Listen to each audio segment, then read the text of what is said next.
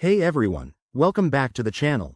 If you're diving into the world of crypto in 2025, you might need to move your assets around, like transferring Chainlink from Uphold to your Coinbase wallet. This process is straightforward, but it's always good to follow the right steps to avoid any hiccups.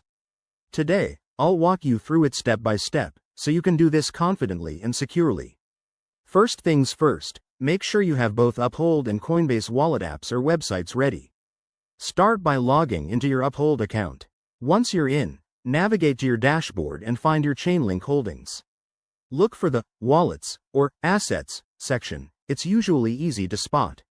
Next, select your Chainlink tokens. Click on the Withdraw or Send option.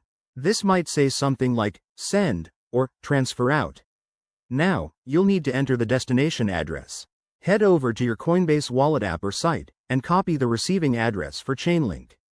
Double-check that it's correct because crypto transactions are irreversible. Back in Uphold, paste that address into the To field. You'll also see a field for the amount.